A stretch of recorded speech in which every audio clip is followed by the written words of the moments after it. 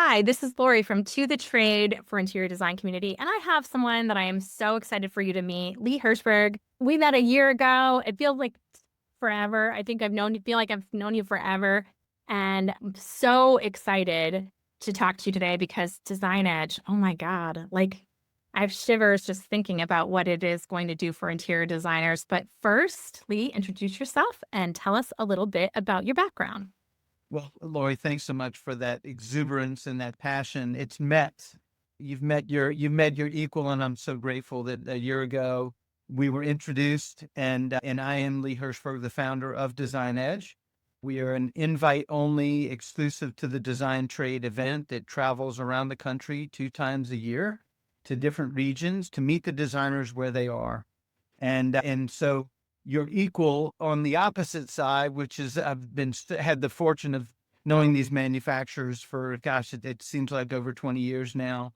So I'm able to bring the other half of the equation to your amazing community to help solve what has been so long in need of being solved, which is the gaps between the design community and the manufacturers. So I feel privileged to even be in this position. I know that you really are too. I've witnessed your relationships with the manufacturers, and you all know me from the interior design world, but he is the me for the manufacturers. Like, they hang out with him and ask him questions, and he solves their problems behind the scenes. And now the two of us are kind of putting our heads together to figure out how can we make a trade show the most ultimate trade show for interior designers that exists in the world. And we're doing that today. We're working together to make sure that that happens. But let's start off with, why did this come to be? How did you decide to make Design Edge? Thanks so much for asking that. It feels like a very heartwarming story because so many times in life we look back and every point along the way leads us to the now of what our calling is. I was the show director for KBIS, the Kitchen and Bath Industry Show. We worked very closely with NKBA. That was in the early 2000s, but when we were still when the event was still in McCormick Place before it had even gotten as big to be in Orlando and then ultimately in Las Vegas. And so I worked on that leadership team until about 2008. Got to know an amazing set of leaders and owners and senior executives on the kitchen and bath side, and then went to High Point to work ultimately for what is now known as and more, managing a lot of the multi-tenant buildings in High Point, affording me the same quality of relationships with the owners and senior executives in all the buildings throughout High Point Market at the luxury level, at the medium to high end, parts of the supply channel. And so that put me in a position where my last stop was the with Anmore was at in the Las Vegas Design Center at Las Vegas Market on A1 and A2. Gave me a chance to have one-on-one interviews with a lot of the designers in that Southwest and Western region to ask that really basic but powerful, impactful question of, if you could create a design center, what would it look like? What would it be? And that helped parlay into a design center that had kitchen and bath and fabric by the yard and all of the things that a designer needs beyond the furnishings and finishes on a daily basis, and even have designers take up residence in the design center in Las Vegas. So having that culminated, experience after managing KBIS, after working in the leadership team and High Point Market and Las Vegas Market, it gave me an inspiration to engage the manufacturers at a deeper level and say, look, what do you need still? And the manufacturers felt compelled to share, well, where are the rest of the designers out there? We know the ones that we see in High Point, in Atlanta, in Dallas, and in Las Vegas, but where are the rest? We feel like there's so many out there. And wow, did we find out over the last 4.5 years, at least half of the designers aren't going. Not because they don't want to, but they just don't have the time. They need to be billing hours instead of spending, 2 to 5 grand every 6 months going to High Point, or every 12 months going to KBIS. So we developed this concept to bring the designer focused resources on the kitchen and bath and home furnishing side to them. So we're around the country within 5 hours of every design community, over a 3 to 4 year period of time.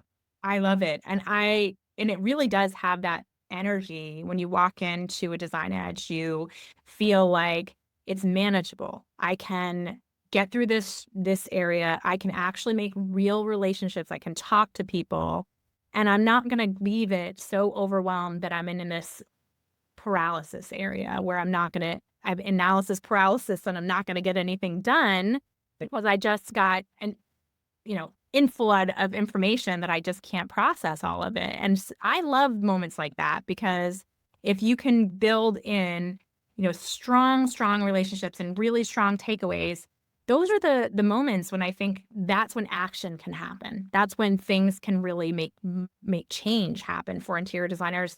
And when I originally met you, I want to just say this was really kind of funny because Sarah Daniele from my Doma got on the phone with me and she's like, "You got to meet Lee Hershberg. He's just like you. You guys are going to get along."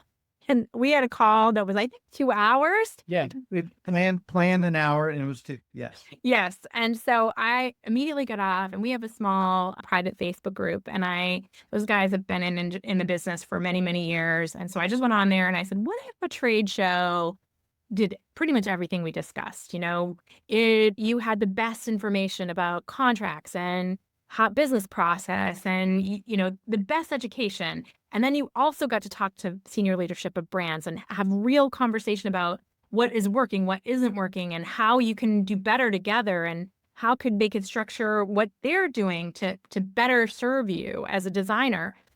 Wouldn't that be great?" And literally, I got 300 messages from designers immediately. "This would be unbelievable. I would never miss a show like this. This is so exactly what we need." And I knew at that moment, because of how experienced that group is, that I had to be involved and I had to work on this because I think that is what that is missing. And I think that there are amazing shows. I love High Point. I love KBIS. I go every year. I think that they're incredibly important for designers, but there are a lot. There are a lot of places to see. You can never see all of it. You can never meet everybody you need to meet. And there are a lot that are not servicing the design trade too. So there's a lot, and not knowing if I'm putting my like beginner hat on and going to those shows, I don't know who services designers and who wants to service designers and who doesn't. So It is overwhelming. I'll tell you, in just channeling your equal on the manufacturer side, just as you went to your council and you had 300 responses, it was, I had a little bit of trepidation in the very beginning of socializing this concept, but I'll tell you, as overwhelmed as you were by your responses, those 300, like, "Oh my God, absolutely."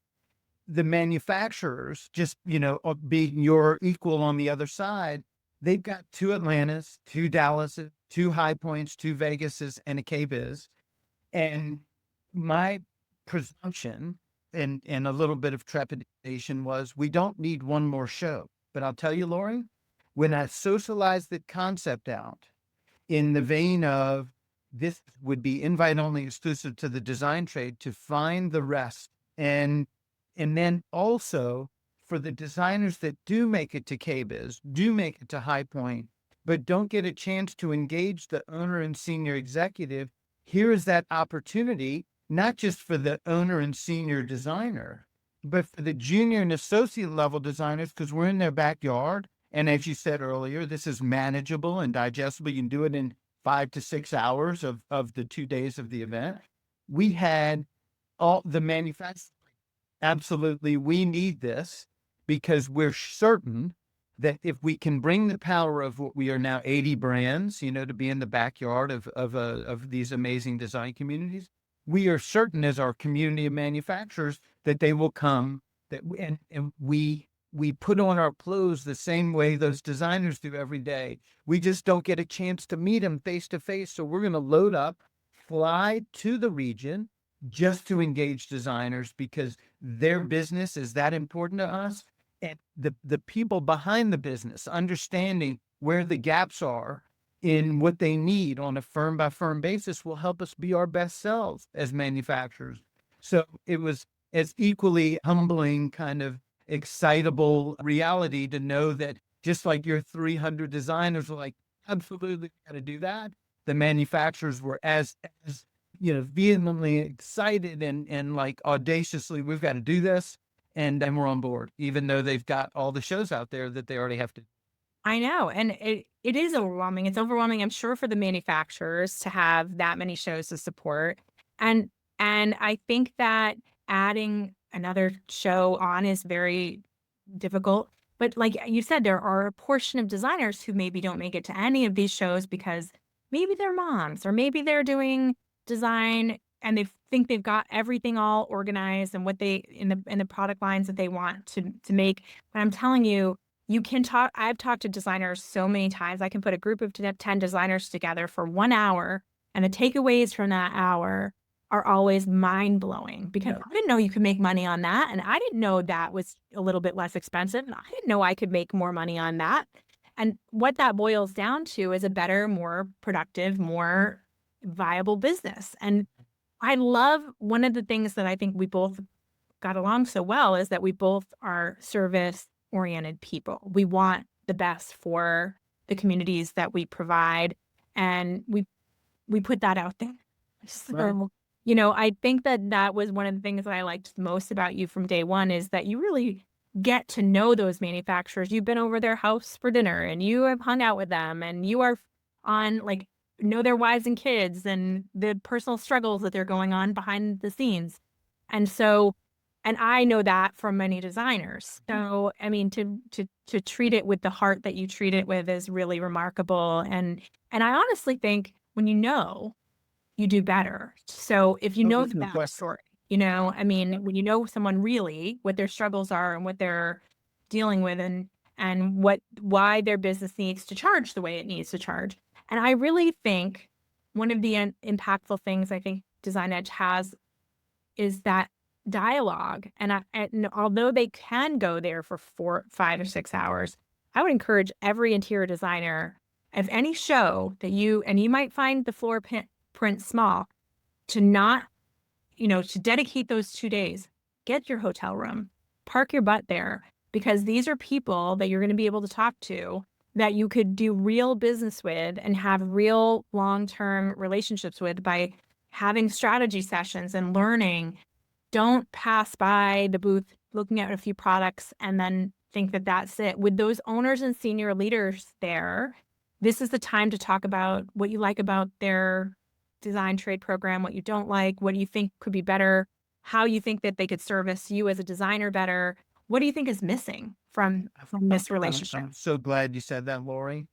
When I think there's a couple of one-liners that are really impactful here, and one of them is when designers usually think manufacturer, they immediately think product. Oh yeah. And with your help, we're wanting to steer that conversation from just thinking product. Of course, you need product, but to think of product with emphasis on partner, because the key to these manufacturers being the best version of themselves for each firm out there is to understand, like you said earlier, to really hear and understand the plight of not just the design firms at large, but every single design firm, like mandating every solopreneur or entrepreneur or owner of the firm, no matter how big or how small, obligating them or self-obligating themselves to go to those owners and senior executives and saying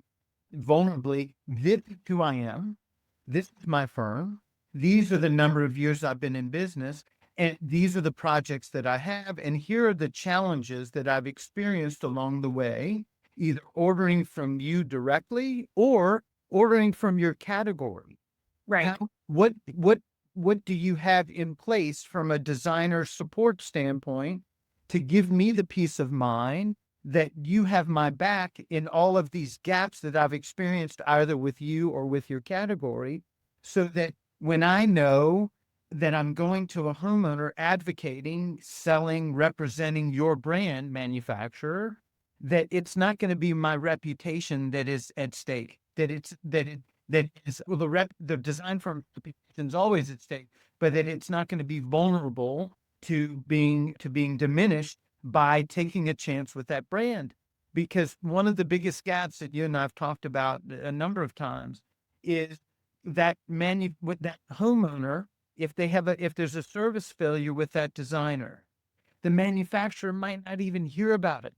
That's Absolutely. the ultimate tragedy. The designer will just be like, okay, I'm taking the full depth of that damage to my brand personally as a firm, and I'm just going to go shop somewhere else where I can rely on them to have my back. But the biggest tragedy is that manufacturer won't even have to know where they fell down on the job or where they failed that design firm. So we're wanting the design firms and the owners, the senior executives and all levels of the firm to feel like it's their self-selected responsibility to go to that owner, senior executive, say, this is who I am. This is what I need from you. Can you deliver? Because if you can, I will give you a test. I'll give you another test. And then when I feel confident that my brand is safe in your hands, I'll buy deep perhaps for the next few projects. So we're trying to, the partner part of product partner, we're trying to steer the conversation towards. And I think you and I are on the right track doing that. I do too. And I think that, I remember having that first initial conversation with you, and we talked about, a brand that, that design, the brownie story that I told you about, and how that sometimes it's little tiny things that just, you think that it's not a big deal. And I can tell you there's another brownie story that I got recently. There was a stone manufacturer, and this designer doesn't make money on stone, and they had a really interesting project, and they did $70,000 of stone in one bathroom. Wow. Which is insane, right? I mean, that's an insane amount of money to spend on a stone in a bathroom slabs. Right. And it was beautiful, and they don't make money on it. They were kind of ribbing their rep that they don't make money on stone, and and this rep mistakenly, I think, said, "Don't worry, we're going to take care of you." And so she was expecting, like, I think at a certain level, she had gotten a cheesecake. So she was expecting something like that, or maybe a gift card, or, something to show the appreciation. And she got a Yeti with the logo of the company on it at the end of this huge, like her biggest project with that material ever. And it's those kinds of things that you're right. Like it makes you feel like, where's the humanity in humans? Like we're feeling and sensitizing. It's like, what would you give that to your mom after? Like, it's that kind of idea of just kindness, is in such short supply.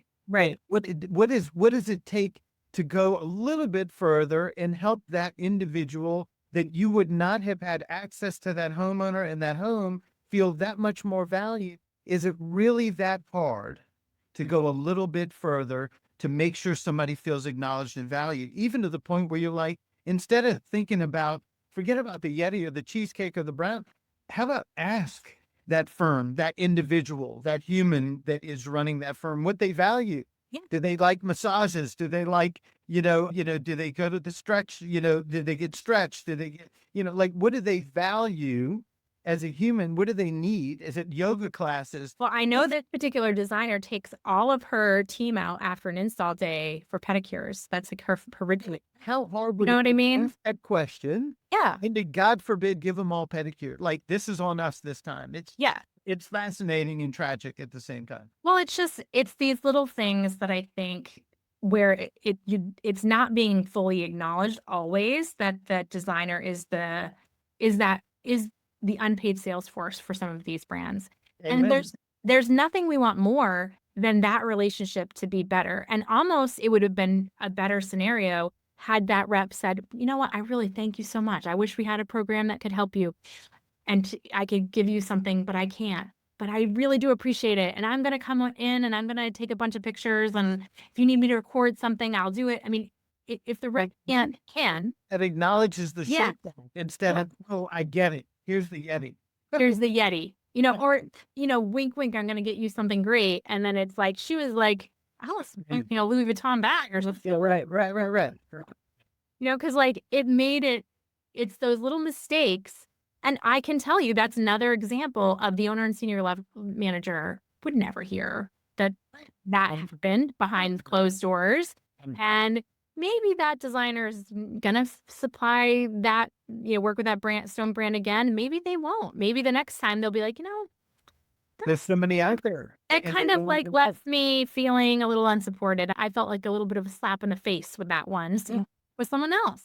Yeah. And there's 1,000, 100,000 stories like that that happen every day between designers and manufacturers. And we really want it from both sides to have more empathy for each other, and that's not going to work just manufacturers, being able to do things a certain way, and we designers stand up and want them to do things our way.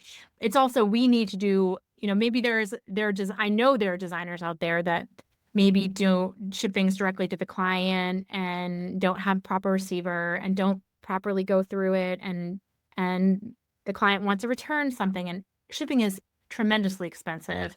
So if those designers are coming back to the manufacturer and insisting on shipping it back and getting the new one instead of like trying to mitigate those problems, it costs money for our whole industry, and it causes the rise of goods for everyone. So, And I think, I think what perhaps is missing, it just in any relationship, forget about whether it's a professional relationship or not. I think what's missing is genuine interest, a genuine desire, a genuine curiosity, a genuine desire to know and understand, what the mutual plights are of both people, so that both can come together and in that sincere vein of empathy and understand, like you just said earlier, and discovery and curiosity. What do you need as a firm? What do you need as a manufacturer? Where are our needs aligned, and how can we support each other?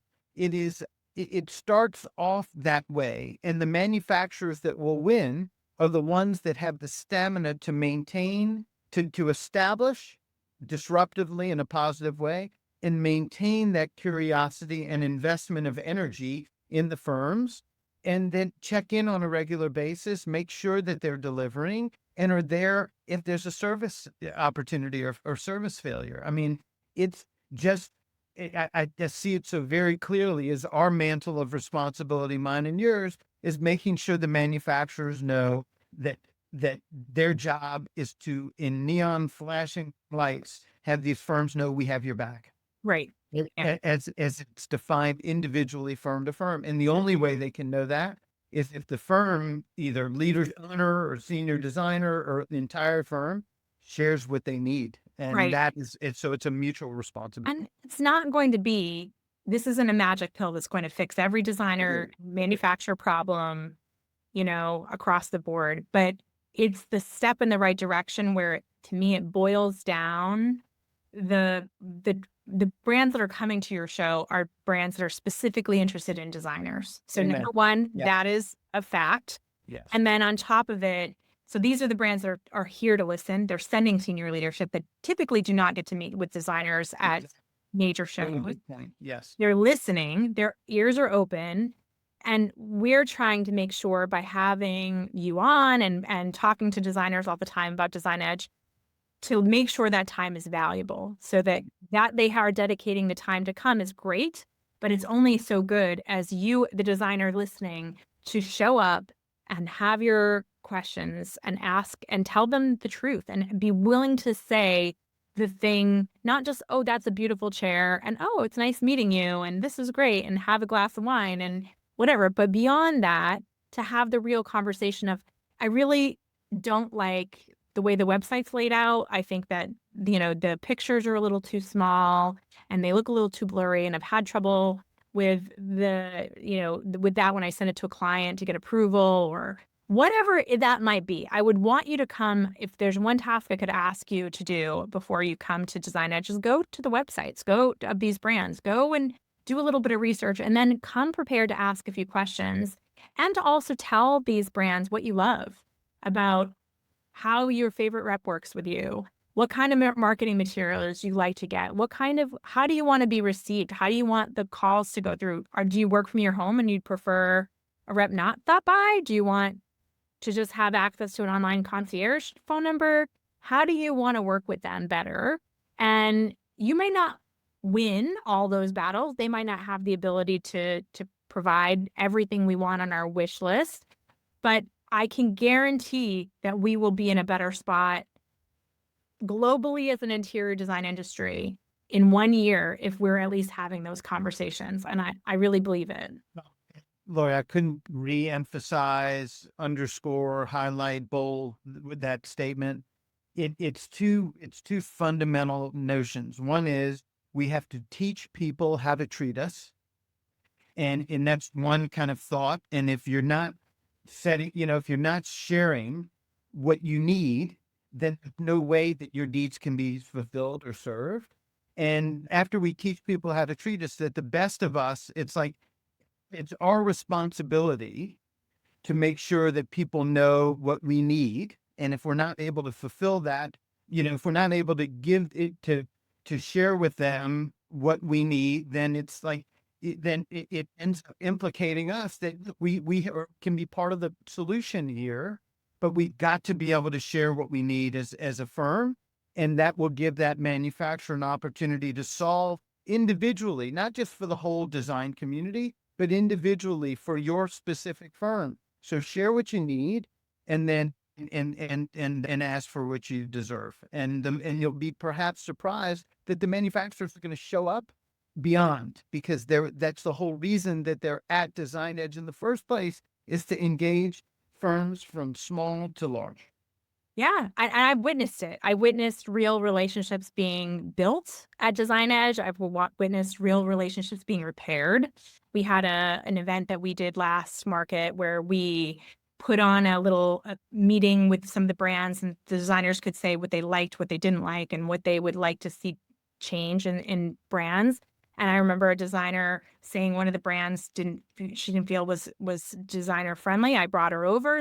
She introduced her to the brand. They had that conversation that they had some bad feelings about how they were received at High Point Market from a rep. That rep's no longer there. Things like that just like instantly happen. And then you don't know why you've lost the business. The brand doesn't know why that person never bought from them. That's not something you can quantify, or why you would never buy from them again. You know what I mean? And these are relationship issues that can be solved. I That believe. was a perfect example of that designer having the courage to Right. share with that brand, this was a service failure, and I just chose to go somewhere else. But you're here, so I took an opportunity to share the situation with you on the off chance, or maybe the strong chance, because you're here at Design Edge to see me.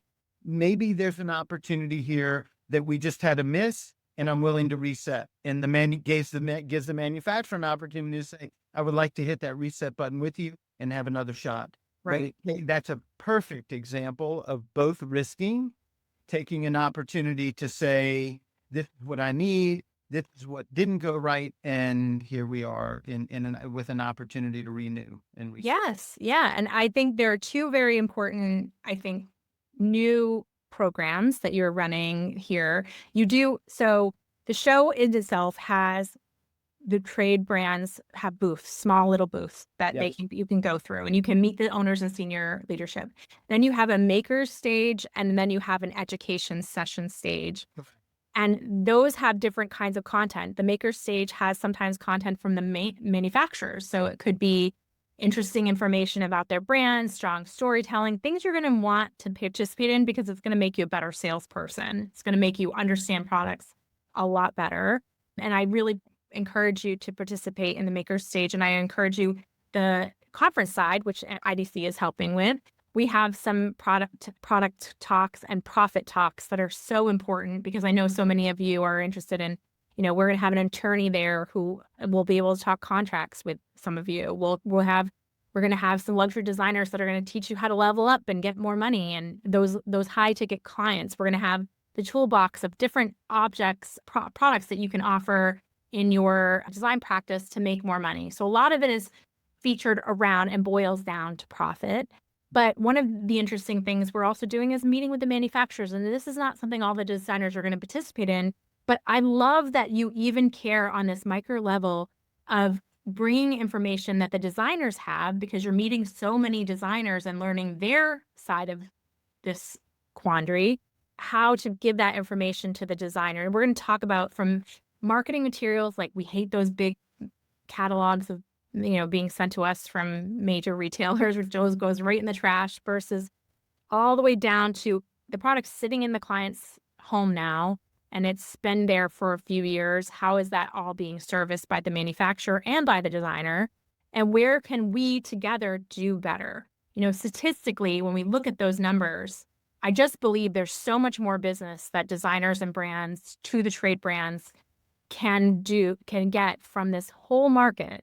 And we did the math, and there are enough projects in the United States from just the top 1% of the country, based on a 7-year, which is a typical remodeling schedule, for every interior designer to have 7 projects a year from the top 1% in the country. And so I know that not all of those are going to interior designers, and not all of those are going to our favorite brands that produce amazing, incredibly high quality materials. How do we gain more of it? And I love that we're tackling that issue, which is a bigger issue, because product leads to projects. And I think that the key to that is working together. And you are I mean, honestly, this is the first design trade event that I've been to that is so laser focused on that. It's how can we gain more market share? How can we build this, work together, and how can we get more money for everybody involved? Yeah. And I just got rising tide float all boats. yeah. Yeah. I mean, thanks to your help, from a conference development standpoint, it's a really strong, meaty, compelling conference roster that we have of both leading design voices in the industry, but also content that I feel proud to call it education, kind of to play on the word. But yeah, our maker stage will have programs throughout lunch on both days that are services that are must-haves, or at least must-knows for the design firms that are in attendance. On day one, we have the fortune of having a housing forecaster, that Chris Beard from the John Burns research firm. He has been at KBIS a number of times. He's going to filter his housing forecast data and information for the designer down to zip code, down to which areas of the home are expanding, which areas of the home are decreasing, which materials are being used globally and nationally more, and which are being used less, just to empower and equip designers to know what's happening kind of in the macro, so that the homeowner that's perhaps dialed into a certain extent of what's happening on a macro level across the country can kind of thread the needle of, okay, that makes sense, and I get that, because because the designer is now educated and can speak in a very pragmatic, practical way globally about what's happening in the housing market to that homeowner. Is just another arrow in the quiver. As you know, a ton of great content around the business of design, and helping, as you said earlier, design firms be able to level up and optimize their time, both billing hours and efficiency of running a practice, so that the things that usually tie them down and weigh them down, they have an opportunity to have ideas on how to free up their time to bill more hours and to get back to the designing of their practice. So some great content there. Yes, the manufacturers, owners, and senior executives that are there for one reason: to engage, learn, and articulate their business around the needs of the firms. And the event is 2 days. We're 9 to 6 on day one, which is Thursday, September the 18th. And on day two, from 9 to 4, which is Friday, September the 19th. And we're in Anaheim Convention. At the Anaheim Convention Center, absolutely. It is an invite-only idea, but you can go to www.designedgeco.com, click on interested in attending, and Kelly McCarthy, who's our Director of Designer Engagement, will absolutely be reaching out to connect, or Courtney Dalton, another one of our supports there, because we try to make it very personal with the outreach and connection and awareness about the event. So if you haven't seen an email or been contacted by them, you will be soon. Or you could go to our website. And I did see people register day of. So if you bring in your team and they forgot to register, don't worry. You can register right there on the floor if you have to. So that is a must. The reason that you're doing that is to make sure that this is really to the trade. We aren't getting clients and coming in for sure, Exactly. protect the Exactly. brands and to protect you. But please register. And even if you aren't coming to this show, you're listening to this, put yourself on that interested list, no matter what, because then you're going to go into the list of all the designers that are interested in Design Edge, and we'll be notified when the show comes closer to you if you can't make this one. But we really do, if it is all within your means to come to Anaheim, September 18th, 19th, come join us, because this is something that we're building that is a little bit different and is geared right for you. And I think that will be well worth your time and investment to spend the time with us for. So And thank you, Lee. This is so great. right. And we must say that the price is right also. It Oh costs yeah. you nothing Great. as a designer, and we feed you breakfast, Yeah. lunch, and reception on both days. There's a room block on the website if you do want to do as Laurie suggested and stay overnight, because the education is different from day one to day two, and it's not to be missed. A ton of information on the website. All the brands are hot. To Laurie's point earlier, you can click on the link on the individual brands to learn more about who's going to be there. It's got the roster of all the education, and it's got all the information on how to attend. We'll be after our Anaheim event. We'll be in the spring of next year in Florida and outside of Orlando, and then soon to come in New England and in the Midwest. Yeah. So Yeah. thank you so much, Laurie, for Oh, having me it's been today so and great. giving me an opportunity to share my heart with all of your community, and as you shepherding those folks as you have amazingly over the last 13 years now, right? Yeah, and I do take it super seriously when I'm asking someone to spend their hard-earned dollars to come to any event. I know you're not able to build those hours, and I really take it very respectfully, and I would never ask you to do something that I didn't think was so worth it, your time, and I do believe Design Edge is. We had designers last year come from to Phoenix from as far away as Maine, and one of those is that designer from Maine said she can trace back her increased productivity and her design and profitability in her design business to coming to Design Edge last year. That's So awesome. I love that testimony. Live for that kind of Yes, stuff. and I believed it. And I believed it before I came that that would be what would happen, and asked people to come, and I'm glad that I did, and I think that more people should come to this one. So make sure you put this on your calendar and come visit us. Thanks so much, Laurie. I appreciate the time and audience with your amazing Thank you. Bye-bye, everyone.